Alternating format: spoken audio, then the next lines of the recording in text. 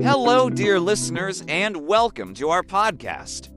Today, we are talking about global diplomacy. This is a very important topic because countries need to work together.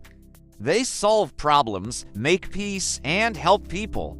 Diplomacy is how leaders talk and agree without fighting. It is like when friends have a problem, but they speak kindly and find a solution.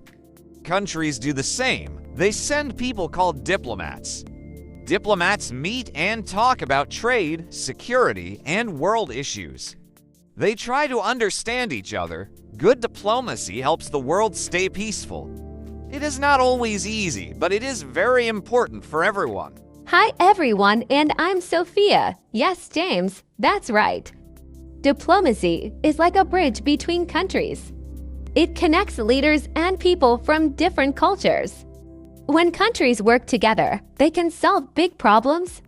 For example, they can stop wars, help people in need, and protect the environment. Diplomacy is not just for leaders. People in business, education, and even sports use diplomacy. They learn about other cultures and show respect. This helps build good relationships. Without diplomacy, the world would have more conflicts. But when people talk and listen, they can find common ground. Diplomacy is the key to a better world. Diplomacy is not only about talking, it is also about understanding. Countries have different cultures, histories, and ideas.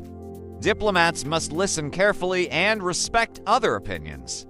When two countries have a problem, they meet and discuss. They do not rush. They take time to find a fair solution. Sometimes they do not agree quickly, but they keep talking. This is important because quick decisions can cause mistakes.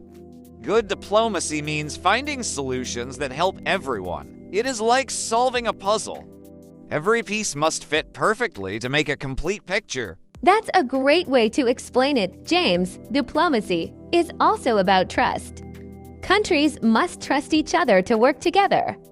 If they do not trust, they will always be afraid of problems. This is why diplomats are careful with their words. They do not want to make others feel bad. A small mistake in words can cause big problems. That is why they use polite language. They also need patience. Some agreements take months or even years to complete. But when diplomacy is successful, it brings peace and friendship between nations. Yes, Sophia. One good example of diplomacy is when countries sign peace treaties. A peace treaty is an agreement to stop fighting and start working together. Many wars in history ended because of diplomacy. Instead of fighting, leaders sat at a table and talked. They made promises to respect each other. A strong peace treaty can last for many years. It helps people feel safe and happy. Without diplomacy, wars would continue for a long time. This is why diplomacy is so powerful. It can change the world in a peaceful way. That's true, James. Diplomacy is not only about stopping wars. It also helps with trade and business. Countries need to buy and sell things from each other. Some countries have oil, while others have technology. Diplomats help make trade agreements so that both sides benefit.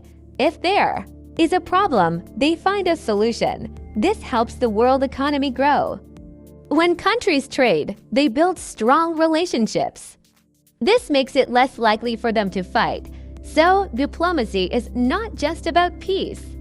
It is also about progress and cooperation. Diplomacy is not only about leaders and governments.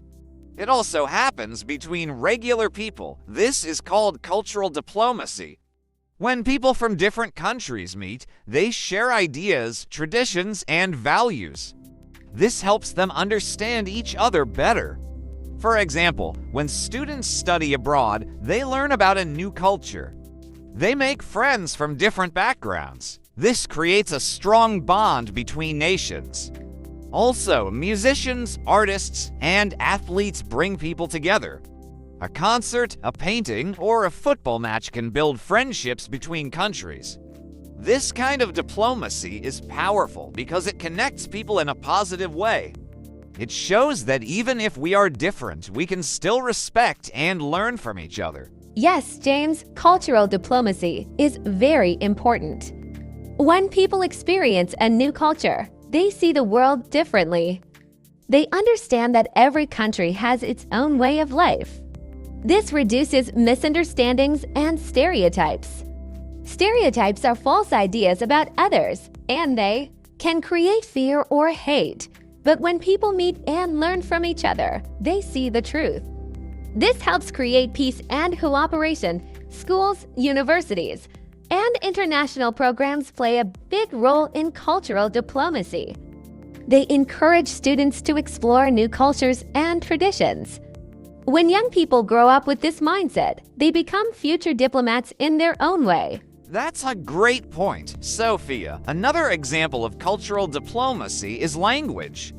When people learn a new language, they also learn about the culture behind it. Language is not just words, it is a way of thinking. For example, some languages have words that do not exist in others. This shows how cultures see the world differently. Diplomats must learn different languages to communicate well. If they speak the same language, they can build trust more easily. That is why many diplomats spend years studying foreign languages. This helps them understand not only the words, but also the emotions and traditions behind them. Exactly, James. Another way cultural diplomacy happens is through tourism. When people travel, they see new places and meet local people. They try different foods, listen to different music, and experience new customs. This creates respect and appreciation. Tourists who understand a culture better will speak positively about it when they return home. This builds a good reputation for countries. Governments also use tourism as a way to improve relations. They invite people from other countries to visit and see their way of life. This simple exchange creates lasting friendships between nations and strengthens global diplomacy. Cultural diplomacy is just one part of global diplomacy. Another important part is economic diplomacy. This is when countries work together to improve trade, business, and financial relations. Every country has resources, products, or services that others need. Some countries are rich in oil, while others have advanced technology. Economic diplomacy helps create fair trade agreements so that all countries benefit. When trade is fair, economies grow, and people have better lives. Diplomats negotiate deals to lower taxes on goods, make it easier to do business, and ensure that workers are treated fairly. Without economic diplomacy, countries might struggle to buy and sell what they need, which could lead to conflicts. Trade is not just about money, it also builds strong relationships between nations. That's right, James. Economic diplomacy also helps in times of crisis. When a country faces a financial problem, other countries can offer support through trade or loans. For example, international organizations like the World Bank and the International Monetary Fund help countries in need. They provide money, advice, and plans to improve economies. Economic diplomacy is not only about helping big businesses. It also helps small businesses and farmers. Some trade agreements allow small businesses to sell their products in different countries. This creates jobs and improves lives. When people have jobs and economic stability, they live in peace. Economic diplomacy is a powerful tool to reduce poverty and improve the global economy. Yes, Sophia, another key part of economic diplomacy is investment. Countries invest in each other to build factories, roads, and businesses. This helps create jobs and improves infrastructure. For example, when one country builds a factory in another country, it provides jobs for local workers. This kind of investment creates strong ties between nations. Countries also work together on big projects like building railways, airports, and energy plants. These projects help people and businesses grow. But for investment to be successful, countries must trust each other. Diplomats work hard to create good business relationships. If a country feels safe to invest, it means economic diplomacy is working well. That's a good point, James. Economic diplomacy also includes solving trade disputes. Sometimes countries disagree on trade rules. One country may feel that another is selling products too cheaply, which can harm local businesses. In these cases, diplomats work to find a fair solution. They make agreements to ensure that trade is balanced and fair for everyone. Economic diplomacy is about cooperation, not competition. When countries work together, everyone benefits. It creates a world where businesses can grow, workers have jobs, and economies stay strong. This is why economic diplomacy is one of the most important parts of global diplomacy. Economic diplomacy is important, but another key part of global diplomacy is political diplomacy. This is when governments work together to solve international issues and create strong relationships. Countries have different political systems, beliefs, and laws, but they still need to cooperate. Political diplomacy helps leaders discuss important topics like human rights, security, and climate change. Without political diplomacy, misunderstandings can grow, leading to conflicts. World leaders often meet at global events, such as the United Nations meetings, to discuss problems and find solutions. These discussions help prevent wars, improve human rights, and promote peace. Political diplomacy is like a bridge that connects nations, even when they have different opinions. That's a great way to explain it, James. Political diplomacy also includes making alliances. Alliances are agreements between countries to help and support each other.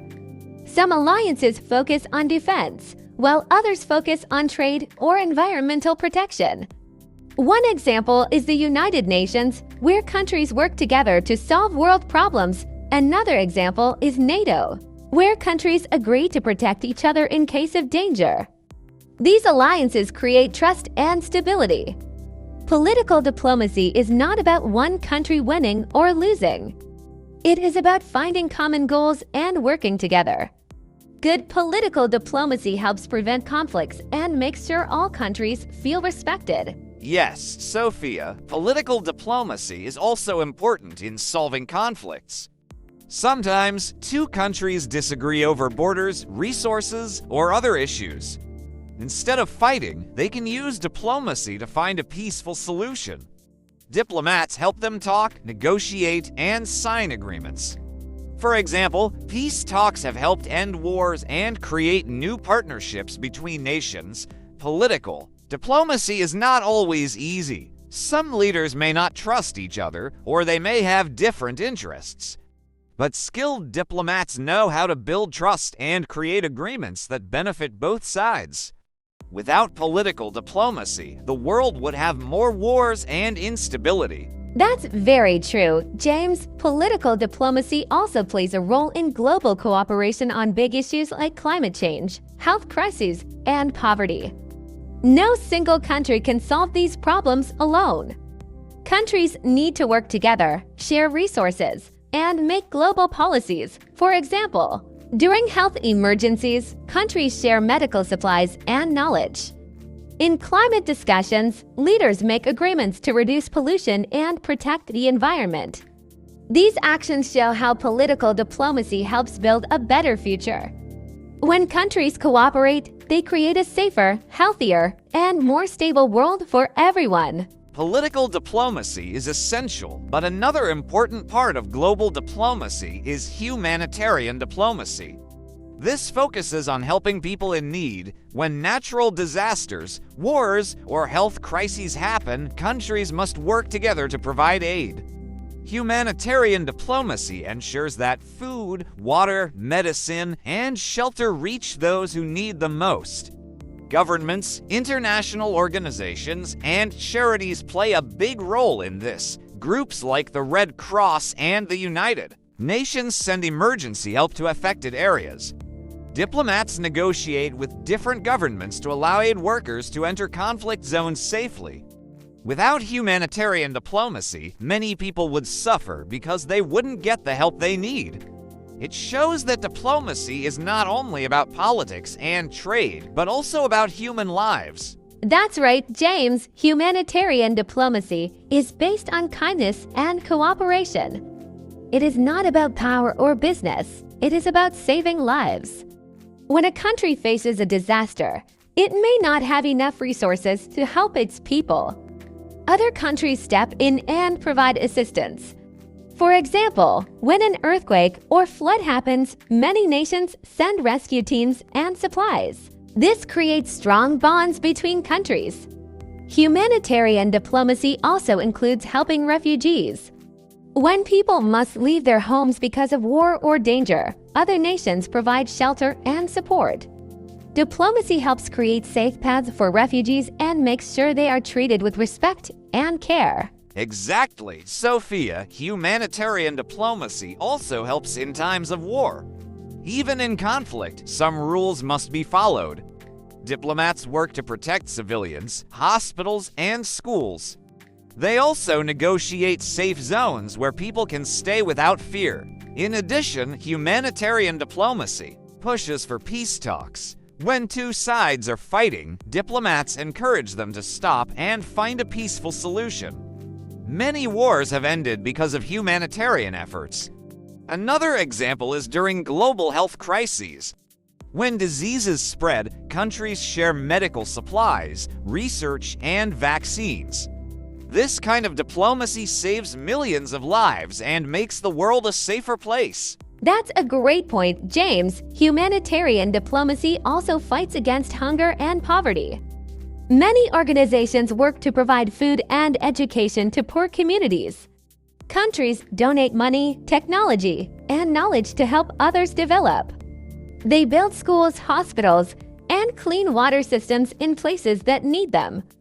This kind of diplomacy improves lives and creates a better future for many people. It also helps prevent future conflicts because when people have enough food, education, and opportunities, they are less likely to be involved in violence. Humanitarian diplomacy shows the best side of global cooperation. It is about helping each other and making the world a better place. Humanitarian diplomacy is very important, but another key part of global diplomacy is environmental diplomacy. This focuses on protecting the planet and making sure natural resources are used wisely. Countries must work together to solve environmental problems like climate change, deforestation, and pollution. No country can solve these problems alone because air, water, and nature are shared by everyone. Diplomats and world leaders meet to discuss solutions. They make agreements to reduce pollution, protect endangered animals, and use clean energy. One example is the Paris Agreement, where many countries agreed to lower carbon emissions and fight climate change. Environmental diplomacy is important for the future because if we do not protect nature, life will become harder for everyone. That's very true, James. Environmental diplomacy also includes protecting oceans and forests. The oceans provide food and oxygen, but pollution and overfishing are big problems. Countries must agree on rules to keep the oceans clean and safe for marine life. Deforestation is another serious issue. Trees give us clean air, but many forests are being cut down. Some countries are working together to stop illegal logging and plant more trees. Another part of environmental diplomacy is clean energy. Fossil fuels like coal and oil cause pollution, so countries are investing in solar and wind power. When nations cooperate on environmental issues, they help the planet and future generations. Exactly, Sophia. Environmental diplomacy is also about responsibility. Some countries pollute more than others, and some suffer more from climate change. Diplomats negotiate fair solutions so that richer countries help poorer ones. For example, some nations provide money and technology to developing countries so they can use clean energy instead of coal. Environmental diplomacy also helps during natural disasters. When hurricanes, floods, or wildfires happen, countries send support to help rebuild communities. This kind of cooperation shows that protecting the environment is not just a national issue, it is a global responsibility. That's a great point, James. Another example of environmental diplomacy is protecting wildlife. Many animals are in danger because of hunting and habitat loss. Countries have made agreements to stop illegal animal trade and protect nature reserves. Some species, like pandas and tigers, have been saved because of global efforts. Education is also a big part of environmental diplomacy. Schools and organizations teach people how to take care of the planet.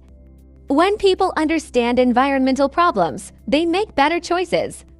Environmental diplomacy is not just about laws and agreements, it is about creating a better world for all living things. Environmental diplomacy is essential, but another important part of global diplomacy is security diplomacy.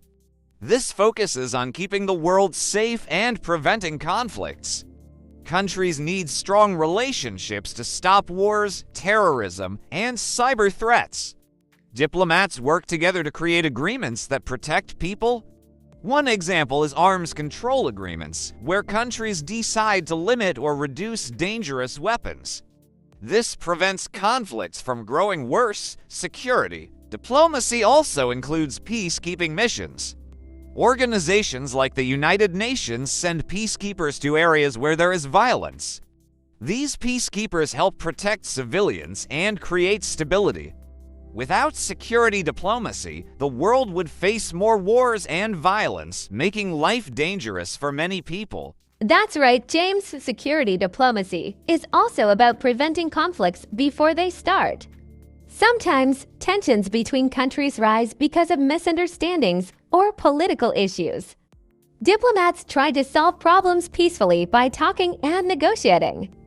They meet with leaders, listen to concerns, and find solutions that work for both sides. Another part of security diplomacy is intelligence sharing. Countries share important information to stop terrorist attacks and other threats. By working together, nations can catch criminals, prevent violence, and protect innocent people. Security diplomacy is not just about weapons and war, it is about creating peace and stability for everyone. Exactly, Sophia. Security diplomacy also includes cybersecurity. In today's world, many threats come from the internet. Cyber attacks can harm governments, businesses, and even regular people. Hackers can steal important information or shut down entire systems. Countries must work together to stop cybercrime. Diplomats create agreements to improve online security and protect personal data. Another example of security diplomacy is border protection. Countries work together to stop illegal activities such as drug trafficking and human smuggling. When nations share information and cooperate, they can keep their borders safe while still allowing legal travel and trade. That's a great point, James. Security diplomacy also plays a big role in nuclear disarmament. Some countries have nuclear weapons, which can be very dangerous. Diplomats work hard to prevent the spread of these weapons and to make agreements to reduce them. This helps keep the world safe from nuclear war. Security diplomacy is also important in dealing with conflicts within countries. When there is a civil war, international organizations help to bring peace. They organize peace talks and encourage both sides to stop fighting. Security diplomacy shows that peace is possible when countries and leaders work together to solve problems. Security diplomacy is very important, but another key part of global diplomacy is technological diplomacy. This focuses on cooperation in science, technology, and innovation. Today, technology is changing the world faster than ever. Countries must work together to develop new inventions, share knowledge, and ensure technology is used responsibly. Diplomats help create agreements about space exploration, artificial intelligence, and medical research. For example, when scientists from different countries work together, they can make faster progress in medicine, energy, and communication. One great example is the International Space Station, where astronauts from different countries live and work together. Technological diplomacy makes sure that discoveries benefit everyone, not just one country. That's a great point, James. Technological diplomacy also includes internet and digital cooperation. The internet connects the world, but it also creates new challenges. Countries must agree on rules to protect online privacy, prevent cybercrime, and ensure fair access to information. Diplomats discuss how to balance freedom and security in the digital world. Another example is cooperation in artificial intelligence. AI can improve healthcare, transportation, and business, but it must be used ethically. Countries work together to create guidelines that make sure AI is safe and fair. Without technological diplomacy, there would be more digital conflicts and unfair advantages in technology. Exactly, Sophia. Another key area of technological diplomacy is health and science. When countries share medical research, they can develop vaccines, medicines, and treatments more quickly. During global health crises, such as pandemics, countries must work together to stop the spread of diseases.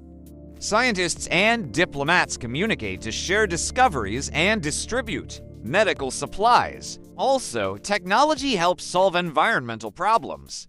Innovations like solar energy, electric cars, and smart farming techniques are shared between countries.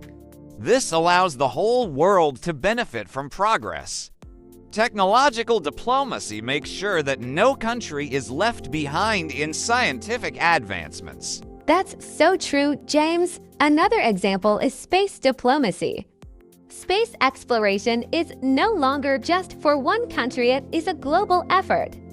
Nations work together on space missions, satellites, and research.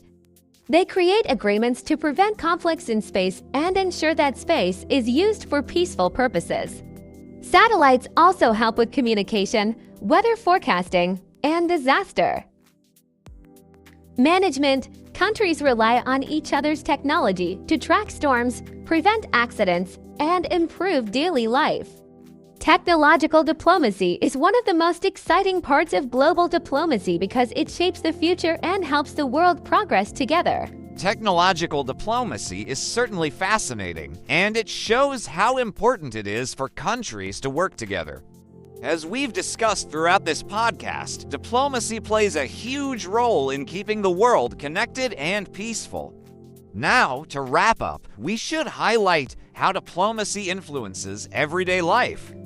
While it may seem like diplomacy only happens at high-level meetings, it affects everyone. For example, when countries agree to trade goods, people get access to different products like food, clothes, and technology, which makes their lives better. Diplomacy also affects travel, education, and the environment we live in. When countries cooperate, people live in a safer, healthier, and more prosperous world. That's right, James. Diplomacy is not just for governments or diplomats. It touches everyone's life. Thanks to global diplomacy, people can travel to different countries, meet new people, and experience different cultures. Trade agreements bring products from all over the world, and cooperation between nations helps solve global issues like poverty and health. Even when it's not obvious, diplomacy is working to make life better for all of us. So, whether it's a peace agreement, a trade deal, or a scientific discovery, diplomacy is a tool that helps keep the world peaceful, prosperous, and connected. Absolutely, Sophia. And to finish, we should remember that diplomacy is a long-term process. It requires patience, trust, and respect. While it may take time for agreements to be made, the results benefit everyone in the world. Diplomats work hard to keep things peaceful, solve problems, and make sure countries can communicate and cooperate in a way that brings progress. So, even though we may not always see it happening, diplomacy is working in the background to keep the world running smoothly. Exactly, James. Diplomacy truly shapes our world, and we all play a part in it. By learning about diplomacy and understanding how countries cooperate, we can better appreciate the peaceful world we live in. Thanks for joining us on this journey through the world of global diplomacy. We hope you learned something new today. And remember, diplomacy is the key to making the world a better place for everyone. Goodbye.